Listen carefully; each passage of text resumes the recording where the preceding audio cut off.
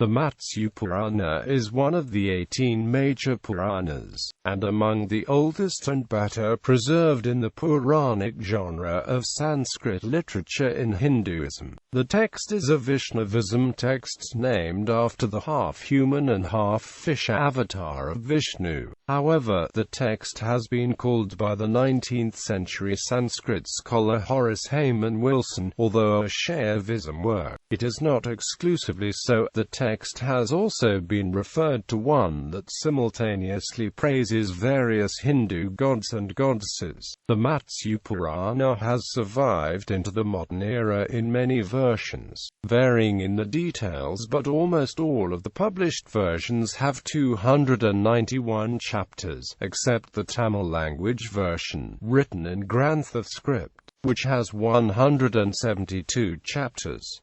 The text is notable for providing one of earliest known definition of a Purana genre of literature. A history written with 5 characteristics is called a Purana, states Matsya Purana. Otherwise it is called Purana. These 5 characteristics are cosmogony, describing its theory of primary creation of the universe, chronological description of secondary creations wherein the universe goes through the cycle of birth, life, death, genealogy and mythology of gods and goddesses, manvantaris, legends of kings and people including solar and lunar dynasties. The Matsya Purana is also notable for being encyclopedic in the topics it covers. Along with the 5 topics the text defines a Purana to be, it includes mythology, a guide for building artwork such as paintings and sculpture, features and design guidelines for temples, objects and house architecture, various types of yoga, duties and ethics, with multiple chapters on the value of dana, both Shiva and Vishnu-related festivals,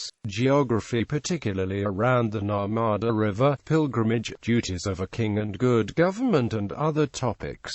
Date: the Matsya Purana, like all Puranas, was revised and updated continuously. The composition of the texts may have begun in the last centuries of the first millennium BCE, and its first version complete by about the 3rd century of the Common Era, asserts Ramachandra Dikshitar, known for proposing ancient dates for Indian literature. Other scholars, such as Pandurang Vaman Kane, place the earliest version of the text between c.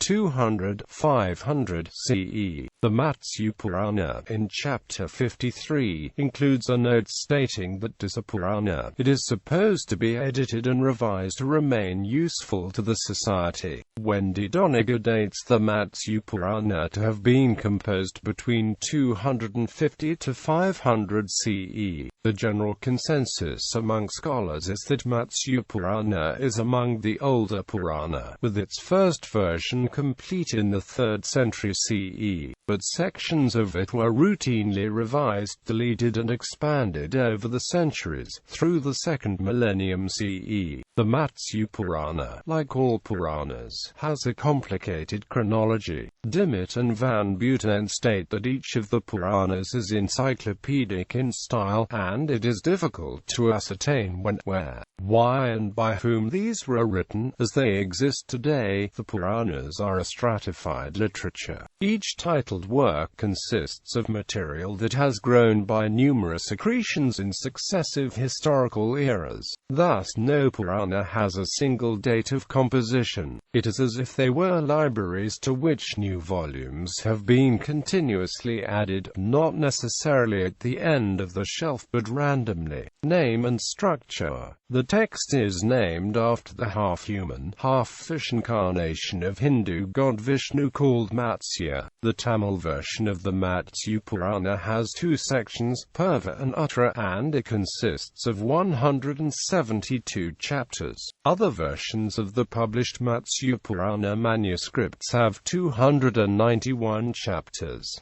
The text and tradition asserts that Matsya Purana had 20,000 verses. However, extant manuscripts contain between 13,000 to 15,000 verses. The Padma Purana categorizes Matsya Purana as a Tamas Purana, or one that glorifies Shiva or Agni. Scholars consider the Sattva-Rajas Tamas classification as entirely fanciful, and there is nothing in this text that actually justifies this classification. Contents. It narrates the story of Matsya, the first of 10 major avatars of the Hindu god Vishnu. The text describes the mythology of the Great Flood, wherein the world and humans led by Manus, the seeds of all plants and mobile living beings, as well as its knowledge books, were saved by the Matsya avatar of Vishnu. The Matsya Purana covers a diverse range of topics, many unrelated to Vishnu, and its mixed encyclopedic character led Horace Hayman Wilson, famous for his 19th-century Purana studies and translations, to state, "It is too mixed a character to be considered a genuine Purana, and largely a collection of miscellaneous topics."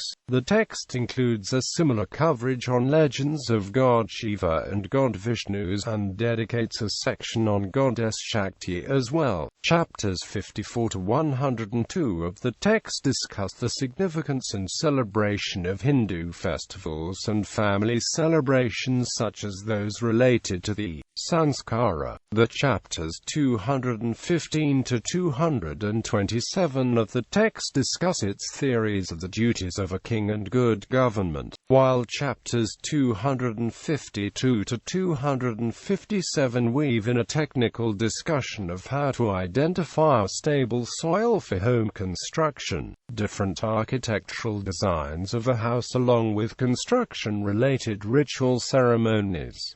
Temple design. The Matsya Purana, along with the texts such as Brihat Samhita, are among the oldest surviving texts with numerous sections on temple, sculpture and artwork designs. The Purana describes 20 styles of Hindu temples, such as Meru, Mandara and Kailasha designs. The text lays out guidelines on foundation spaces within the core temple where people visit and then aspire. The text highlights the square design principle, suggesting that the land and design of large temples be set on 64 squares, and numerous other square grid designs such as the 16-square grid smaller temple. A temple's main entrance and the sanctum space should typically open east facing the sunrise, states the text, while the human body was the template of the temple, with Atman and Brahman as the resider in the heart, respectively. The relative ratios of various levels and various spaces which the text asserts are naturally pleasing, such as those of entrance height, lengths and heights. Placement of carvings are specified in chapters